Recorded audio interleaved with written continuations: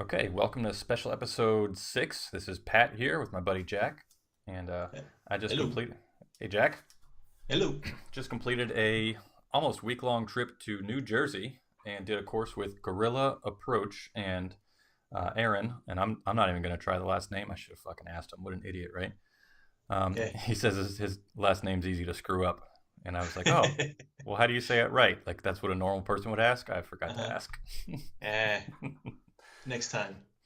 We'll put a link in today's show notes for his website, and I found him through Instagram, and there was some really cool shit on there, and I thought, oh, let's click on that, let's buy a course, and let's go. And I thought, well, let's wait a couple weeks, let's figure out the price, let's figure out what he offers and where he's offering it, let's see, how quick his classes are filling up, Is and it Guerrilla Approach on Instagram? yes, I'm gonna go sign up for that bad boy right now. um, Or search for rather.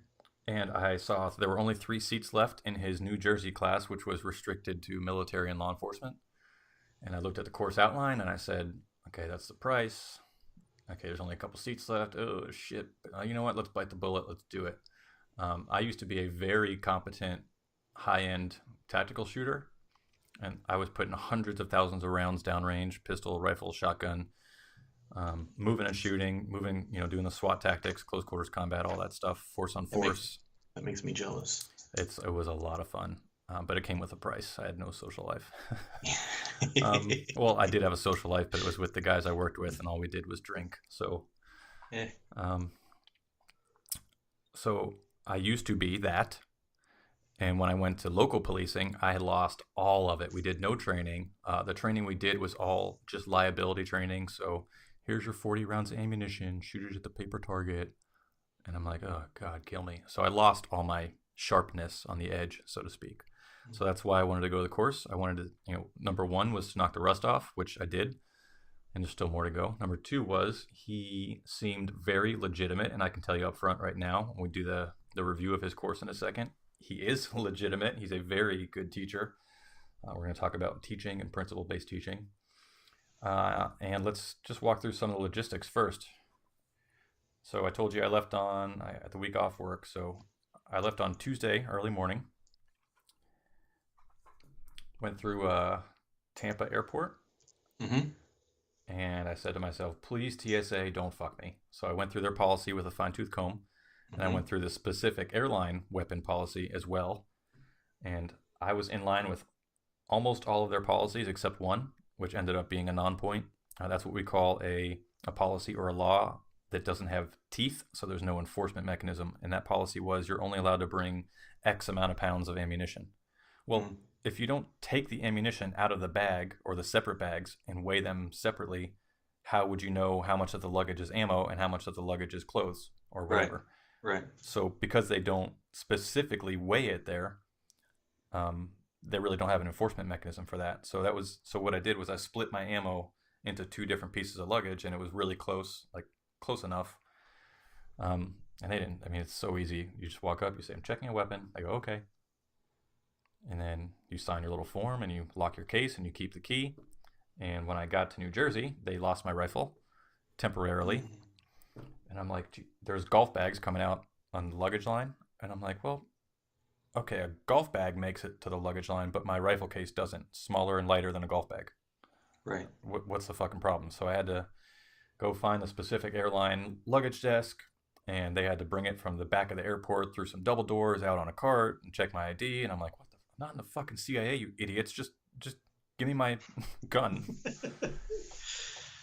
So I stayed with an old military buddy at his house, which it was him and his wife and 2 kids and 2 dogs, and that made me never fucking want to get married and have kids and dogs. Is that how you feel when you stay at my place? If you ask me to say which one do I love more, that's going to be the hard answer. It it was it was very busy at his house. Is that politically correct enough so that he won't Yes, it, get his it does feelings get hurt? busy. Sometimes when I come home from work, I just want quiet, and that doesn't happen very often. It was So yeah, I understand. it was great. I borrowed his car and stayed at his house, so that saved me some money on the trip. Cool. And on the way home, let's do the admin there. I went from New Jersey into Tampa, and they lost my rifle in Tampa. And I thought, this is fucking great too. So it was, so in New Jersey on the way home, right? I bring my one big box shaped Pelican case, Mm-hmm. and it was like 2 pounds overweight. So I had to put a big tag on it and send it through a different terminal, whatever. And my rifle had to go to TSA. So I know the policy. I've done this hundreds of times, and I've actually read the policy. Like if you see some of our previous shows, you'll know a lot of people that say this is the policy have never seen it. They just parrot what they've been told, or they just do it because that's what they've always done. So I'm in New Jersey, and I say, this one's got a rifle in it. This one is slightly overweight. And they go, okay. So this lady was not very polite, and she goes, give me the key for your rifle case. I said, well, I read your policy several times. It says in your policy I'm supposed to keep the key for security reasons, because if you say, hey, something's fucked up in your rifle, we need to check it. Well, I'm present the entire time that you're in my case. It's supposed to leave my hands, stay locked, and I keep the key. So she goes, well, we're going to bring it to TSA and you need to give me the key. And I said, I know that, but you're going to walk through TSA those with you. I said, you're going to walk through those double doors with no window in it, and you're going to take my key. And she seemed very uninterested. I said, you know what, lady, take the key. I said, I can't fucking wait. God forbid, in the minuscule chance that something crazy happens, and they're like, there's a bullet in your rifle. I'll go, okay, show me the chain of custody. Hey, there you go. Who had their hands on that rifle besides me? Oh, well, it's yours.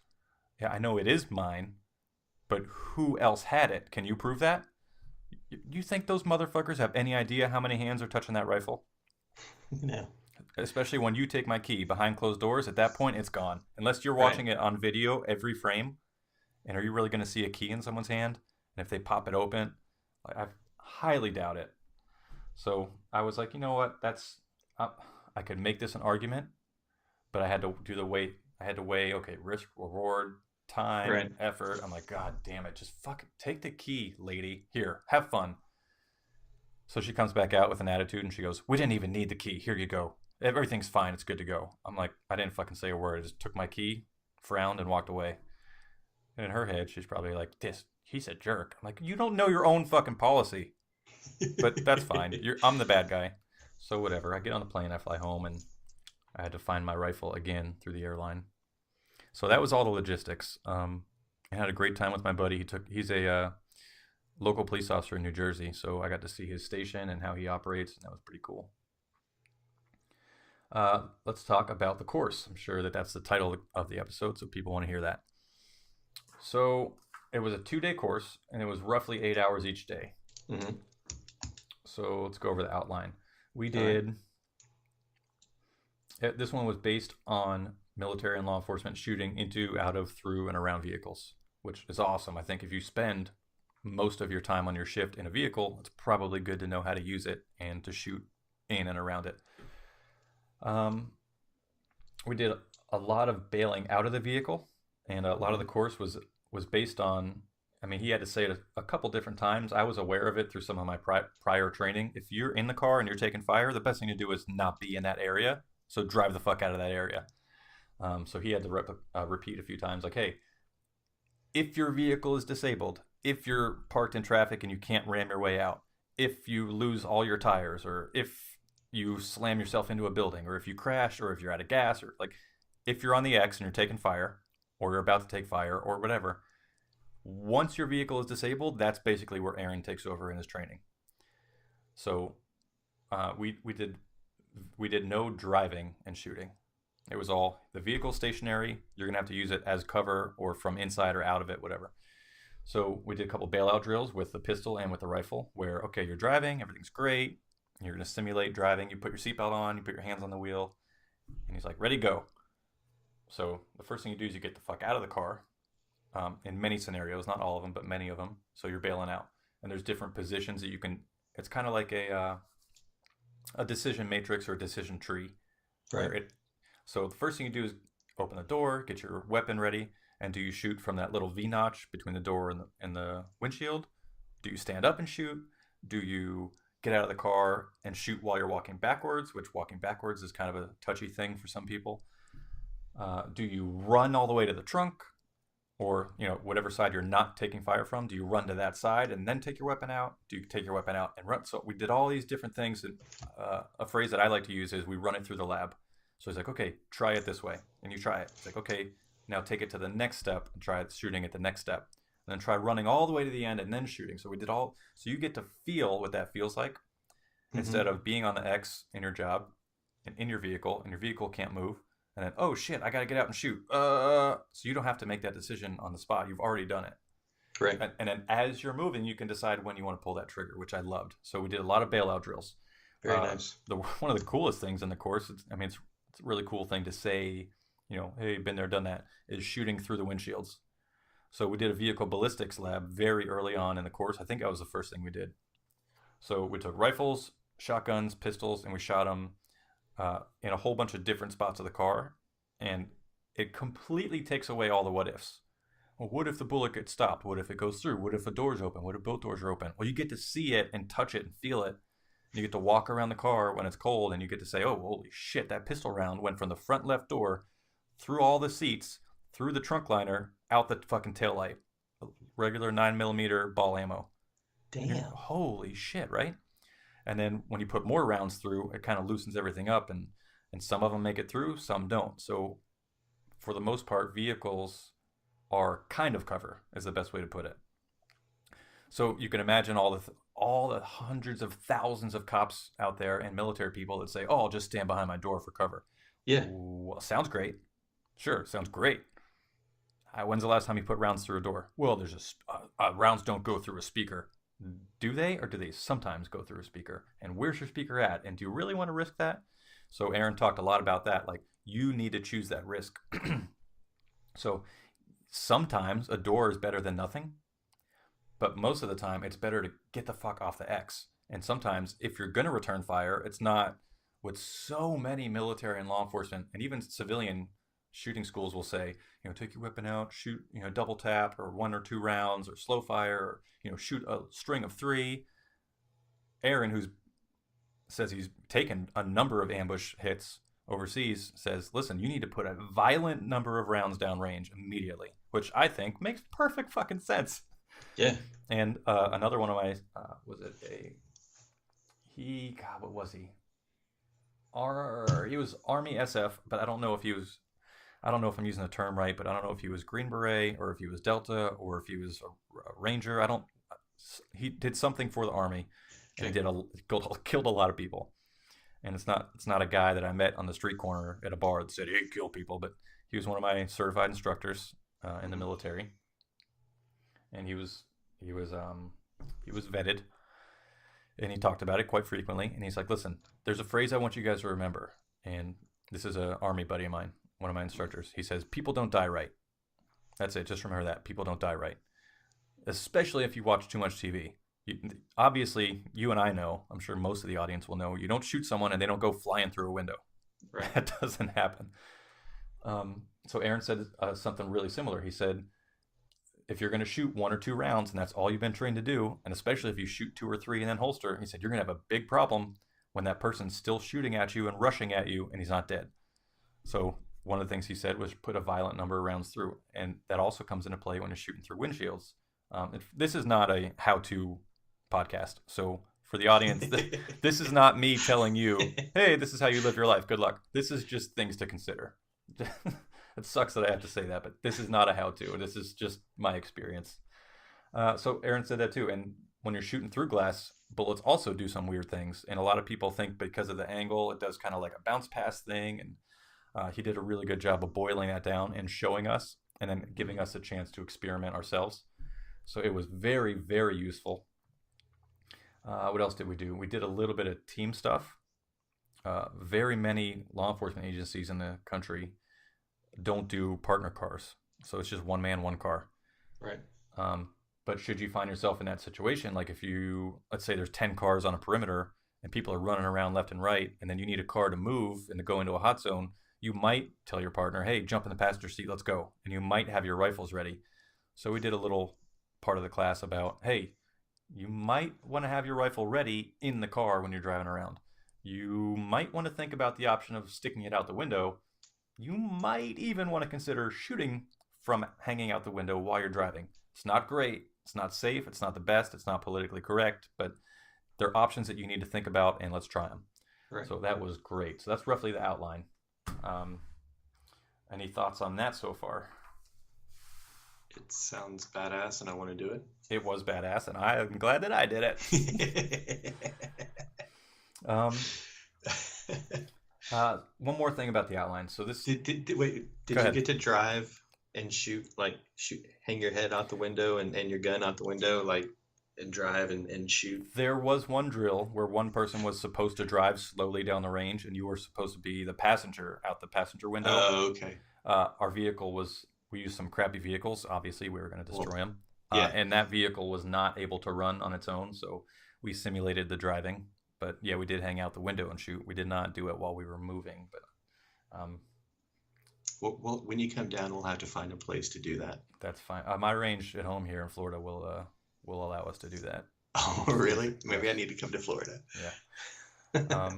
And when my simunition stuff gets here, we will be doing that for show. Yes, definitely.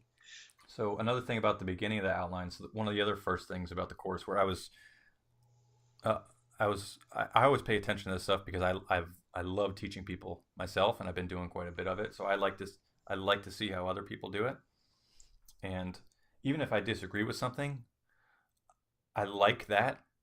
I like seeing things that are different, and I like Right. seeing how it goes. Absolutely. And I thought this was weird because most of those shooting courses that you go to, and almost all the tactical schools, they go, okay, let's go around the room. Everyone say who you are, how much experience you have, what your name is, what you're into, blah, blah, blah. Which I liked, but I don't. And Aaron didn't do that. He said, all right, guys, glad you're here. Here's what you need to know. We're going to shoot, blah, blah, blah, blah, blah, blah. So we talked for about 30, 40 minutes, and then we went to shoot. And I was like, is he missing something? I was like, oh, you know what? That sneaky motherfucker. Either he did it on purpose or he did it on accident, but I like it because I always felt like it was kind of like a dick measuring competition, Yeah. which you should be shooting under stress sometimes, but if you're in a learning environment and it's like day one, you've never shot out of a car or through a car, bailed out and shot, maybe you don't want that stressor, and maybe I can see how it builds some rapport with the guys you're with. Like, oh, hey, yeah, you work there too, me too. Oh, cool. But I can also see how it's kind of uneasy or awkward because if you're the fucking new guy in the corner, you're like, oh, I've been on the police force for a year, and well, I was a captain of the police academy. Like, it makes you feel kind of weird and kind of Yeah. some Yeah. people. So There's that no preconceived notions about anybody there. which was great. Like we didn't even Right. know each other's names, and like one or two of us had like shaken hands and like on the side and been like, "Oh, where do you work at?" But I thought that was really cool. And whether they Yeah. did it on purpose or on accident, I loved it because I learned a lot from it. And I thought, well, maybe the next time I do a course, I won't do that. I'll say, "Hey, everybody, thanks for showing up. Let's go shoot, or let's go fight, or let's go do whatever." I thought that was kind of cool. Yeah, absolutely. Okay, let's talk about something else. He talks about, and if you see him on YouTube and on Instagram, occasionally he's talked about parroting as an instructor. Um, there's a phrase that I'm sure we talked about before, Jack, which is those who can do and those who can't teach, which I think is 100% bullshit. Hmm. And he talks about that a little bit. And one of the things that he uses to explain that is parroting. So a big problem in in a ton of industries in training is I was trained this way. I'm training you this way. That's why it makes sense, right? Me to you. Okay, good. Well, there's an inherent problem with that. That's one of the reasons that cops were getting shot in the head in shootouts Right. was they'd empty their 6-shooter revolvers and then they'd bend down to pick up their brass and then they get shot in the head because they were trained at the range. So that's a training scar issue. Okay, Right. I'm supposed to shoot, then I'm supposed to do this. Well, why are we teaching that? So he says parroting, while if you present the information correctly, it will only get you so far, which I think is totally accurate. Right. Now, if someone has gone out and done the work and has been very effective at it, and they teach you, and then you take that same thing to someone else, I think it can still absolutely be effective, but I think Aaron's right, only to a certain point. Yeah. It also eliminates the option if you're only parroting. It also eliminates the option for, oh, hey, well, have you ever done it this way? Well, no, I've never done any of it. Well, it eliminates that right there if you've Right. been there and done that, and if you're teaching. But the flip side, which a lot of people don't realize, is a lot of people that are fucking really good at shit. Maybe they're fucking assholes, and maybe they don't understand what it's like to be a beginner. My old man told, I don't do sports, but my old man told me once that um, sometimes there's like coaches aren't for football teams in the NFL. Coaches aren't always like the star player. And he said sometimes that could be a good thing because they know what it's like to work with people who need extra attention. And I thought that's so fucking cool. Right. And I was like, well, shit. Well, I guess Michael Jordan had a fucking basketball coach at one point, so he probably got something out of that. Yeah. Like because you've never done and because you're not the best at it doesn't mean you can't look at it and say this is definitely wrong and this is definitely right and you need work here, there, and the other place. So I think I'm tracking with him, but I just want to make absolutely. really clear that if you haven't specifically done the very same exact thing, doesn't mean that you can't help people get closer to doing that thing someday. Right. I think if you're an instructor and there are other instructors teaching the same thing, I think you should go to those classes. I think that's very important. Absolutely. Um, I'm gonna tell this one might be a little. This one's a little kind of skin itching. You're gonna like this one. all right. You know how I feel about law enforcement and military being in those fields, and you know how I feel about the blind respect for that. Well, let me try and make sure this doesn't come out wrong. So, I respected all of the guys that were there to train with me. Right. They treated me with respect. I treated them with respect. I know that they're doing this job. I know that they're here to better themselves. So I have a general level of respect for them. Right. Just to be clear. Within the first hour of shooting, I thought I was going to fucking die from one of those guys. We did a drill where we shoot underneath a vehicle. So you walk up just, to... You walk up to... sloppy? Oh my God, it was so... Cops are and military... Because... Let me bring it to this teaching point. So this will be our soundbite. Because you wear a badge or a title does not mean you are fucking good at something. Just to be clear. That is absolutely true. It got better as the day went on, but I thought to myself, you know what? I might get shot in the head by one of the guys to the left or right of me. And yeah, maybe that's my time if that happens. Now here's something else to say about that. There is a difference between a training environment and a combat environment. That's also one very big soundbite that I want to take out of this. So if I'm in the street and let's say I'm in a gridlock, right? There's like a 30 million car pileup and I'm in the middle of it. If I need to bail out of my car and if I need to lay down under it and stick my gun halfway under my carriage and start shooting somebody, I'm going to be swinging my fucking muzzle around in every single direction. Yeah. I know that. Right. I understand that good muzzle discipline is very important, but I also understand that, or if, maybe if I'm going to a call and I jump out of my car and I'm the only guy around and there's another person who's the only guy around, I understand that muzzle discipline goes out the window. Right. And I understand all the different variants in between. On the range, we're not in so much of a rush that we need to throw that out the window. I think it's also good training because if you do know for a fact your partner's right next to you and you're going to lay down and swing your gun around and land on your gun arm and shove it around, it's also good to at some point have practiced that muzzle discipline. So it's a gray area, and it did get better throughout the day. And I know some people were just waking up and hadn't had coffee and all that stuff, but it did scare me a little bit initially. So, and that's not a negative point about Aaron's class at all.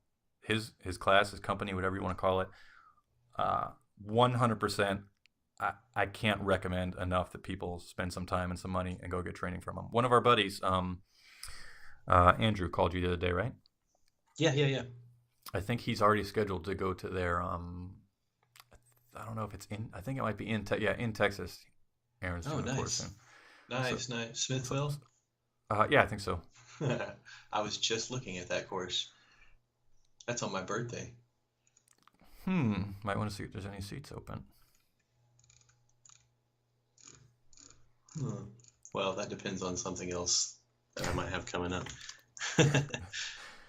Okay, so Aaron, this is a big one too. Aaron talks about principle-based operations. Okay. So what's important, when it's important, why it's important, and our buddy Jack Spirko says, oh no, it's not Jack Spirko. Who was it? One of my SWAT instructors said, two of them actually. One was a SEAL and one was a local SWAT guy, and they both said, listen, you are going to operate in close quarters combat based on principles. We're going to fucking hammer those into your head. And he said, if you're going to break one of those principles, there better be a reason, and you better do it quickly and effectively and get over it. So some of those were things like, don't put yourself between, don't let a suspect get between you and your exit. Don't put you and your friend between two bad guys. Don't put a bad guy between you and your friend. All those kind of these tactical things that don't fit into, oh, take your gun out, shoot. Like it's how to operate around that. So those were all of our principles. And he said, if you're going to walk past an open door to get to another threat, like if you're going to pass a threat to get to a threat, there better be a reason that you're doing it. So the principle is, don't pass one threat to get to another in the SWAT house. Okay, well, listen, I really need to get to that thing. Okay, you know what? Then do it fast, get out of the way, fix it, and then recover. Okay, great. So that was a great learning environment for me. So Aaron as well teaches based on principles, and he said the word principle a couple times, and I loved, man, it made me so happy to hear that. And another thing is it's really easy to make that claim that, oh, we operate based on principles. Really easy to say that. Really difficult to do that. Right. And he did it, and it was great. I had a fucking follow-up too. Shit, what was it? Parroting, respect, okay. Oh, one of his, I don't know if he had it in his head or not, but my principle that I teach on is, what the fuck good do I do if I'm giving someone information and they're afraid to ask questions? So Aaron, I want to say, was very approachable. He was not like alpha male, like, hey, welcome to the shooting course, I'm better than you. That didn't happen. That's probably why he didn't ask what people did beforehand. That might work. What happens a lot in law enforcement, I know very specifically one account where I walked into training. It was my riot training. We did a special episode about it. Mm-hmm. Riot training where we didn't leave the classroom and didn't wear riot gear. And now I'm certified. It was too hot out.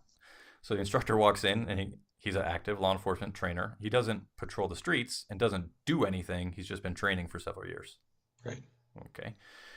So he walks in and he's super duper alpha male, and I don't know if he has the background to back it up, but that's not, either way, regardless. He walks in and he goes something along the lines of, hey, you stupid idiots, have your phones out and it's training and blah, blah, blah. I better put my phone away when the instructor's here, blah, blah, blah. And I'm like, what? You're already discouraging us from participating and calling us idiots when you walk in the door. And I understand some of that is humor, but he's also the same kind of guy that they give you their opinion before they ask you a question, which is a really big flaw, where they go, so some idiots don't wear their seatbelts, right? How many people in here wear their seatbelt? And you're like, well, I don't want to be in the idiot category. Shit. Well, now I don't want to participate. So if you're approachable and you want people to learn and share and ask questions, wouldn't you say, hey guys, I have a thought. Let's ask some questions about seatbelts. Tell me how you feel about it, and we'll share. Well, it seems a lot fucking better than, well, if you're in the idiot category, raise your hand. Hey, dumbass, not too many people are going to participate with you with that fucking attitude. So he acted down to earth. He spoke, he taught down to earth. He didn't treat anyone like they're idiots or kids. And they did stick around on the second night when training was over for a little over an hour, and we kind of had a nice Q&A, which was really cool. Wow. That's kind of that's always an interesting play too, for instructors and for courses like this, like how we talked about the dick measuring in the beginning. Well, at the end, a lot of people often want more info and they want stuff that wasn't covered, or they're uncomfortable talking about it, or they want your opinion, or all those things. And he was nice enough to stick around and kind of chat with us a little bit, which is pretty cool. That also that helps ensure that you come back and take another class. I'd be fucking more than happy to. See? Okay, here's something else I want to talk about too. One, New Jersey sucks. When I got there, my buddy was like, hey, did you get all your ammo through? And I'm like, well, if I didn't, I might have bought some here. He's like, you can't buy ammo in this state without a license. Yeah. I'm like, I don't know, what license for what? I don't understand. He's like, oh, an ammo purchasing license. Yeah. I'm like, are you fucking high? Okay, wait. So first, I think he said he requested his license, and then when he buys ammo, he has to use the license to request to buy ammo again. And I'm like, wait, so you pay for your right to buy ammo via a license, and then you pay and request permission to utilize the license. So it's like a two-step separation from you and your rights. Fucking awesome. Welcome to New Jersey I and guess New you. York and Chicago and or Indiana, Jesus. Illinois. I think Indiana, Illinois, California, maybe Massachusetts, maybe Wisconsin. There's a whole bunch of states that do that bullshit. Jesus. If I ever Yeah, leave Florida, it's definitely not going to be to a state with less gun rights. That's yeah, fucking bizarre. for real. I asked my buddy who was a local cop there, who I was staying with, who told me that. I was like, dude, so you mean to tell me there's no firearms murders in this state? The answer was, of course there are. You fucking idiot. It's fucking New Jersey. Oh God. And the Well, knife laws there are horrible too. Jesus Christ. Horrible. Like New York and New Jersey are two of the worst places for knife laws. I had a friend. Did I tell you about my friend who was arrested in New York? You might have. Refresh me. He had a pocket knife, a folder Hmm. with a clip on it, just like a Gerber, just a basic cheap pocket knife. Okay. And he was in New York on a subway, and he walks off the subway, and two, in his words, extremely huge, muscle-bound guys. One grabs his right arm, one grabs his left arm as he's walking off of the subway, and he thought he was being kidnapped. And they slam him up against the subway wall, and arrest him right there for carrying a pocket knife. It's a felony offense, and they treat knife laws very seriously in New York, apparently. Yeah, it ended up costing him over several months. It ended up costing him thousands of dollars. And like he would fly to New York for a court appearance and stand in line that went around out the building and around the building to get up to the judge, and the judge would go, yeah, okay, we're gonna reschedule for this date. And he's like, dude, I live in South Carolina. I have to fly here for your court date. He's like, yeah, okay, that's fine. We'll reschedule it for this day. So he would fly there, stand in line to be told, you're going to have to leave and fly back at a later date. He did that several times. He finally got a lawyer to take the case, and that cost a lot of money, and especially to represent him while he wasn't there. Yeah. And he ended up having to do like, I don't know, a few hundred hours of community service or something like that in South Carolina. They barely got that, and then he had to pay some extra fines to New York. Yeah. So it ended up costing him close to 10 grand. It's a good thing they got some reparation for the victim, right? Yeah, exactly. Can you tell me again who the victim was? I must have missed it. The victim of that crime? Man, he was like, they care nothing about the safety of people or anything. It is strictly a money-making scheme. That's all there is to it. He's like, I was watching people, seeing what they were being quote unquote sentenced for or whatever. And, it's just like, hey, you did this stupid thing. You're going to pay this large fine. The end. Oh, and by the way, it's a felony. Well, it's also conditioning in economics. I can tell you Right. that. Yeah, absolutely. People use that all the time against law enforcement and say, it's a money-making thing. Well, okay, yes, while it does make money for the state, all the different people in their little compartments that are all involved in that action don't do it because they get more money. Like a lot of people that are big on traffic stops, your paycheck doesn't go up because you get more court appearances. Right. Well, sometimes it does, but that's a discussion for another time. But for the most part, like if I arrest somebody, it's not to make money for the state. That's for fucking sure. But the money might come out on the other end. So it's based on rewards. It's based on economics. So if I do this, my bosses will be happy.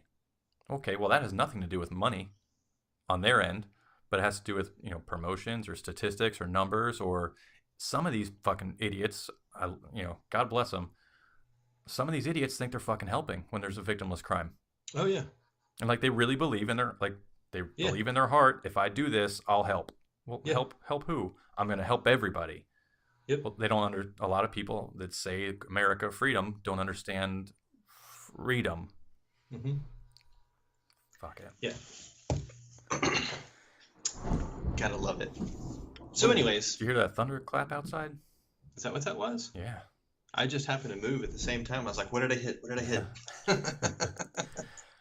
Anything else you can ask me about the course? What did I miss? New Jersey sucks. TSA sucks. Aaron's course is great. Oh, I am never fucking going back to New Jersey or New York. And if I do, I'm sure as shit not fucking flying. I really don't care to fly anywhere anymore. I'll drive 20 hours before I take a plane flight somewhere. Yeah, absolutely. Also, it's, I think, a misdemeanor, maybe, arrestable offense to pump your own gas in New Jersey. Do you know that? Yes. Yeah. I did know that. I almost forgot, and luckily I realized there was an attendant outside. My brother got arrested for doing that when he first went to New Jersey, so I remembered that story. Yep. How do you like that? Like, you've never been to New Jersey before? Why would you think that it would be illegal to pump your own gas? That's what he thought. And you pump your own gas, and I mean, like, aren't there signs? I don't know, man. It's a fucking mess. You know, I just have no desire to go up there. I had the epiphany while I was out there. I'm like, wait, wasn't this one of those first couple colonies? It was like, yeah, freedom. Let's fucking do our own thing. So the crown does. Oh wait, here we are in fucking New Jersey, circa 2017. Great. Yeah, sure, fucking showing our ancestors that we did it for a reason. I'm glad you suffered and got frostbite in the war. You know, that's the wars. Yeah, right. Good thing we still got that freedom we're holding on to. Gotta love it. Loads and loads of freedom. Hey, if you don't like it, you can leave. You can leave. Yeah, like the Jews. Quit breaking the law or leave, asshole. Yeah. Circa 1940. Anything else about the course? I know this is going to be the title, so I want to make sure we get enough content on that. I mean, just tell me more about the course. Like, here's what I liked. How many rounds did you put downrange? I think the course said to bring 250 rounds for pistol, and I think 500 rounds of rifle. I can't remember, but how many days was it? It was 3, right? 2 days, 8 hours a day. Okay. One was a daytime shoot. I can't remember, roughly 9 to 5, something like that. And the second day, I think, was noon to 8 p.m., which was pretty cool because we did some nighttime shooting. Oh, I didn't talk about that. So close to 1,000 rounds for 2 days. That's not bad. Yeah, it was great. And this is a big principle point too. I teach this a lot as well. Big boy rules. So there's actually a book called Licensed to Kill. It's on my bookshelf right now. It came out in the beginning of the quote unquote war on terror. It was about private contractors. Mm-hmm. And in that book, a few times they say the phrase big boy rules. So you carry your gun. You load your gun, you point it at people when you should and when you shouldn't. And in training, you train to do better. And stuff like, oh, I have to raise my hand to go to the bathroom, or my gun jammed, help, what do I do? Like that stuff. No, just do what you got to do. Be safe, be smart, and break yourself out of this bureaucracy mindset. Let's get the mission done. So Aaron said that too. He said, listen, I'm not going to tell you to shoot 2 bullets, but, for an effective string, let's start out with, I don't know, somewhere between fucking 5 or 10. Like, don't shoot 2 or 3 or 4, but get a good burst out. So now that you say big boy rules, he's like, I want you to know, now we don't have to have the question game like, oh, I only shot 4. What do I do next? Oh, don't worry about it. Carry on. Right. And all the loading, like there was no, only one time did we do a round count drill. Only once, and it only took like 7 minutes for the whole thing, which I liked because you should be used to loading your mags. You should be used to putting them in. And if you're going to do a specific drill to work a specific function, you might want to put 1 bullet in each mag if you're working on mag changes. But if you're training for combat, you should load your fucking mags, carry them the way you carry them, and go shoot. Yeah. And that also avoided which the military and law enforcement is fucking terrible at this too. The range day is a joke. I need 2 rounds of 5 and 1 round of 10. Okay, do you want the rifle at 10 or the pistol mags at 10? What do you got? What do you mean, what do I got? You tell me. No, pistol. Okay, which one? Pistol 10 or pistol 5? Okay, listen, everyone pay attention. You guys are stupid. It's 5 rounds in each pistol mag and 1 10-round mag for your rifle. Wait, I'm the idiot? How the fuck does this help anybody? So big boy rules alleviates all of that. Right. Especially in courses like this where people have different guns. So sometimes in your mag, even though it's a 30-round magazine for your rifle, you can only get 29 in or it doesn't seat right. Sometimes you just like an even number, you put 28 in. Sometimes you could do 30 plus 1. So he's like, listen, load your shit up, jam some mags, let's do the next exercise. So now, nope, doesn't take any time for training to go, hey, I have a question. And then for the group to kind of huddle together and be like, I think he said this. No, I think he said that. And I did that a couple times too, where Aaron would say, hey, line up 3 cars this way. And there's a 4th car on the range. And we're like, well, shit, do we do the 4th car? I'm like, you know what? I'll go fucking ask him. Hey, you want this 4th car? Yeah. Okay, guys, 4 cars. Problem solved. So none of the big boy rules is awesome. Treating people like adults is awesome. Having leeway is awesome. We did do some nighttime shooting. That's where this tangent started. So we got to try out all of our different flashlights. We got, for people that think that they're going to get it in a badass Bad Boys 2 hot nighttime shootout. Well, if you're doing it at any distance more than 3 or 4 feet, you're not going to see your fucking target after that first string. Because, dude, I was fucking blind. I did my first string, bang, bang, bang, ran to the next car, bounding back to get cover. Mm-hmm. And I'm like, oh, there's a target. It's night out. My flashlight's on. I can see it at like 20 yards. Ping, ping, ping, ping. I'm like, oh, shit, can't see. Fucking pure whiteout, like you're driving through fog. And the brighter your flashlight, the worse it reflects back at you. So I'm like, oh, shit. So, well, now you might want to incorporate that into your thinking and your training. So if you find yourself in a shootout, there's different ways you can alleviate that. Shorter strings or what they call sporadic cover. So instead of going bang, bang, bang, bang, bang, bang, bang, bang for like suppressing fire, you can go ping, ping, ping, wait, ping. So if someone's behind there, they'll still keep their head down, but it takes less ammo, and you can string that out along. So that's alleviation. Or you can ping, bang, bang, bang, bang, and move over like a foot or two or to the other side of the car. And then, once the smoke's moving one way or the other, you can mitigate all of that. So it is just like I say, test your gear before you go into the field. Test your fucking pretend combat ideas out on the range before you bring them into the field. Right. So what if someone's standing in front of my trunk, in front of my hood, and they pull a gun? What, do I open my door? Do I hide? Do I run? Do I shoot through the windshield? So we threw that in the lab too, all these different ways. We dissected it, and I got a lot of valuable life-saving information out of that course. That's awesome. Fuck, listen to me, I'm all fucking pumped up, man. You hear my volume, my voice getting louder? Yeah. Fucking blood pressure just went up. It's a good thing. Oh man. So how many people were in the course? I think we had I think it was 5, 10, 15, I think 15 people. Oh, and most of them were local from New Jersey. We had one guy from Maine. A couple guys from some bordering states, maybe one guy from Maryland, but most of them were New Jersey cops. We had, most of them were New Jersey. We had a couple transit cops there. Did you ask them how long they had to save up to, or how long they needed the permission? How long it took to get the freaking rounds? I don't know how. Oh yeah, that's. I'm talking that phrase. How long did it take them to get the rounds? The admin portion for approval. Yeah. Oh, you mean to buy them in New Jersey? Yeah, because you can only buy so many at a time, yeah, that's right? Funny. I don't know that answer, but I know that some of them were approved from their department. So the department supplied their weapons, their ammo, and the cost of the course. And like there was, it was kind of case by case. Like some of them had to take vacation time, but they got it paid for, and some of them got it paid for, but didn't get paid for their work. Like all sorts of weird things, and which this is a civilian owned and operated course, veteran owned, but he's not active military law enforcement as far as I know. Which the great thing about that is he doesn't have to fucking stick to anybody's policy. All he has to teach us is things that work, and things from his point of view. Here's things that will keep you alive. Which in the military and in law enforcement, you do the opposite. You say this is what we're supposed to teach you for liability reasons. Right. And so this is so common in law enforcement, and military too, where people say under their breath they go, except, don't do it or it'll get you killed. Anyways, I'm not supposed to say that. So moving on, like that phrase, I can't tell you how many fucking times I heard that phrase in government training. Yeah. You're supposed to do it this way, but it'll get you killed.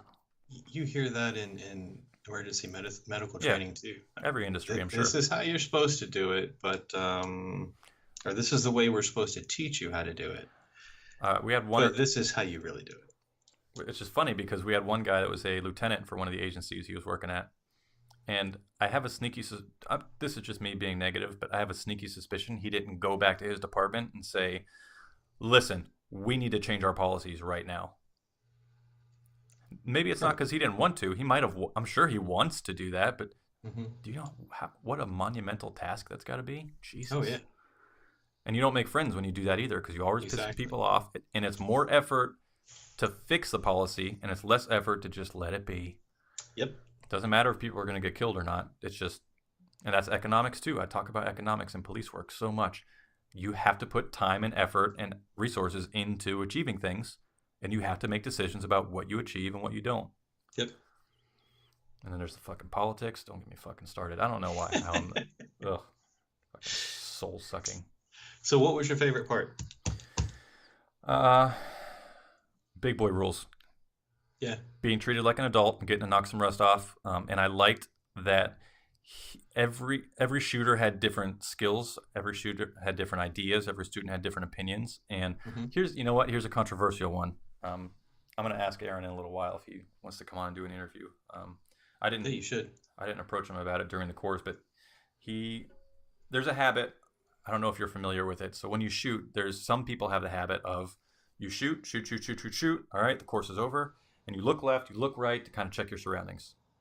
Well, Hmm. that he said in the course, that's one of his biggest pet peeves, and he called me on it one time. I didn't even know that I had done it because I got it drilled into my head by some other very competent people that have gone in combat and came back and brought their lessons. Hmm. So, Hmm. but I disagreed with him. I actually didn't talk to him about it during the course. I thought, it's a learning point. I'll think about it. I'll digest it, and maybe we'll talk about it later. So, in his principle-based teaching, he says, listen, I understand that the pretend gunfight in your head is different than the pretend gunfight in my head. So when you're standing there and you're shooting your target, you might think, okay, I shot him 5 or 6 times. He's falling backwards. He's laying down. Maybe I shoot him once or twice more if he moves. And in my head, I might be thinking, he's charging you. He's charging you. Why aren't you shooting him? Well, it's pretend. So I can't show, I can try to explain it, but I can't show you what's going on in my head. So he Right. said he recognizes that, and he says, listen, I'm aware that all these pretend scenarios may look different in your head than my head. So he was very conscious of not being hard on people based on their actions. So if they did something like Correct. squirrely or weird, he was like, okay, can you explain to me why you did that? Instead of saying, that's wrong, you need to shoot 7 times. That's like, he was like, oh, hey, that's interesting. Why'd you do that? Oh, because, if this, that, oh, okay. Like, I noticed you kind of stepped out real far behind the car when you shot. Why did you do that? And the person would say, like, oh, Hey, because, what's up? turn off your video. You're starting to lag a little bit. All right. We're good. Just audio Oh, now. yeah, cool. So in his own teaching policies, he says the pretend gunfight in my head is different than the pretend gunfight in your head, and he acknowledged that. And he also says something which was this is a big principle and a big soundbite too. He said in law enforcement and in military and in most tactical schools, you don't stand up and argue with the instructor. Very rarely do you do that. He's like, if they say do it this way, you basically just fucking do it that way. And I was like, God, I'm so glad you said that because Hmm. that is a huge problem. Especially in military and law enforcement. If you're going to a private shoot, you're usually much more able to say, well, I disagree. And they go, okay, well, here's why I think this. And you go, here's why I think that. And you go, okay, carry on. In law enforcement and military, a lot of times training, quote unquote training, is testing. So they're not, Right. when they say they're giving you training and you have to do A, B, and C, what they're saying is, I'm testing you. You must do A, B, and C in that way or you fail. So you really don't have a chance to argue tactics. Well, so within those principles that Aaron teaches, I disagreed with him, but using his own principles because after one of the drills, I shot, I looked left, I looked right, and in my head I thought, okay, I just put fucking 10 plus rounds into this dude. He just fell back, the gun's out of his hand, I can see him laying still.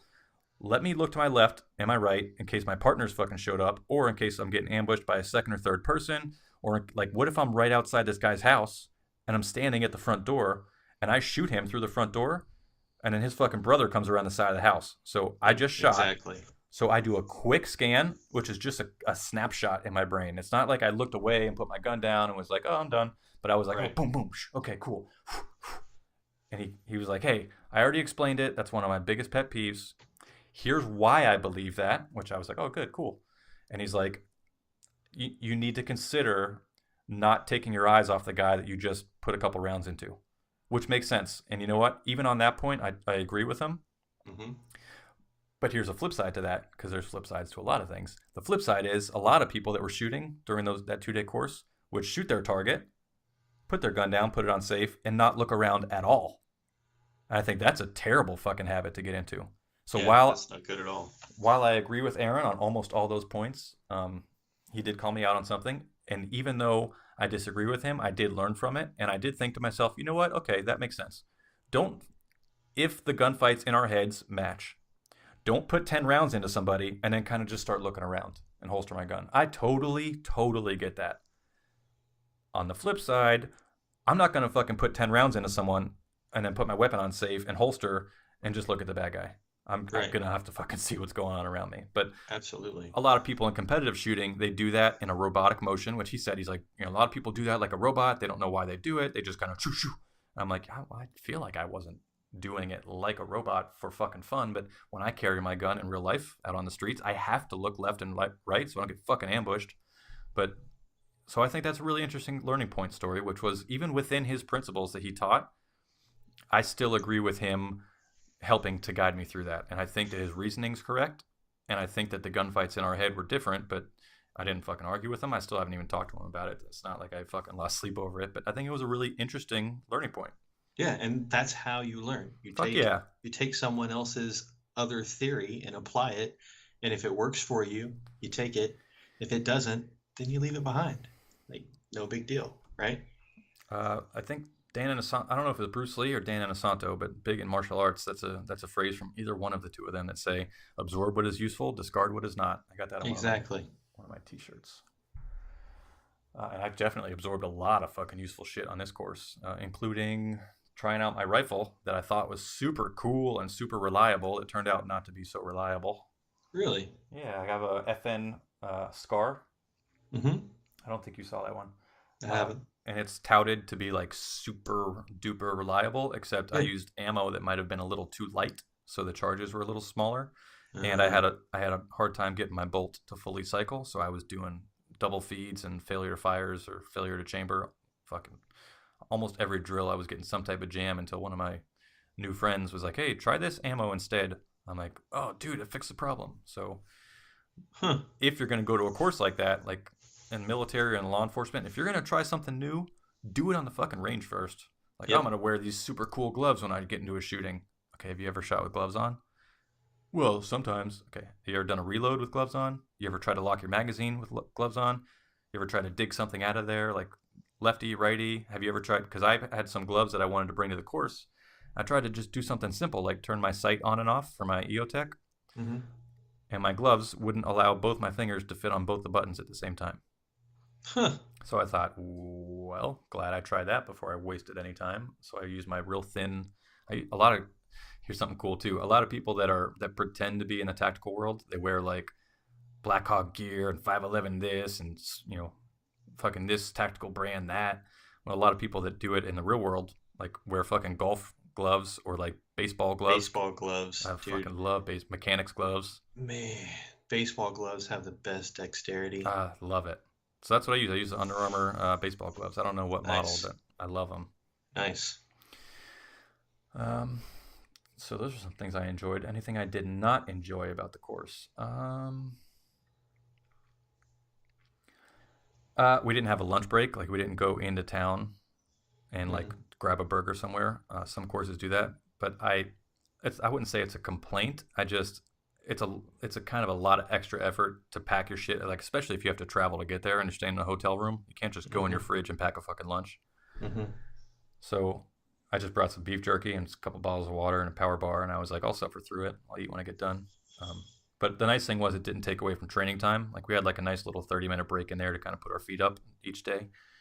And when you weren't shooting, you can kind of walk back behind the line and sit down. So it wasn't killer. It's a little tough on people to travel. Yeah, but that's something you could take away. Like, what if in your courses you did that, but afterwards you invite everyone out? Like, hey, let's go eat somewhere. Yeah, that's the other thing too. It's tough in law enforcement, man. The job just sucks the soul out of you and takes so much of your time and effort that it's hard that when you're not at work, it's hard to kind of hang out with the guys. which I miss a lot from the military, because the military was almost constantly spending time with the guys. In law Right. enforcement, it's different because everyone goes to their own home and family at night. Hmm. So after the course, both days, I was kind of like waiting for someone to be like, "We're all going out for beers," like, and I was like, "Okay, who? Oh, guess I'll just fucking drive home." So that didn't happen, but I get why. And I'm not gonna fucking force somebody to that's Yeah, got a fucking crying child at home. I'm not gonna be like, no, no, no, no, no, no. right. One of the dudes is pretty cool. I think he flew down to Florida yesterday. Yeah, yesterday. So if he comes into my area, he's gonna call me. So I love meeting people at courses like this. Oh, that's another cool thing. Uh, in whatever industry you're in, one of the coolest things about traveling and attending training is seeing how different people that do the same job as you do it differently. So Yeah. like fucking constantly people were like, "Oh, I have to fill out fucking form ABC. Do you do that in your state?" I'm like, "I never heard of that shit. We just hook them." Like, so you kind of get this cool perspective from all these different people. It's awesome. And they're like, "Hey, they let you carry this and that and the other?" And they're like, "Yeah, they don't give a shit." I'm like, "Oh, my department won't let me do this or that." So that's one of the things I take out of the military, because I worked with the British and the Dutch quite a bit. And it's so cool to see that they have all these different rules that are either more or less restrictive, but they still get the job done. Hmm.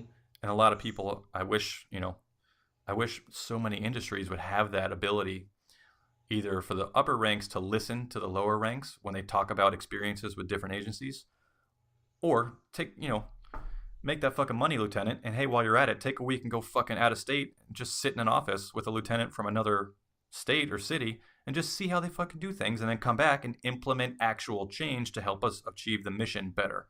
That Yep. very, very rarely happens. Yep.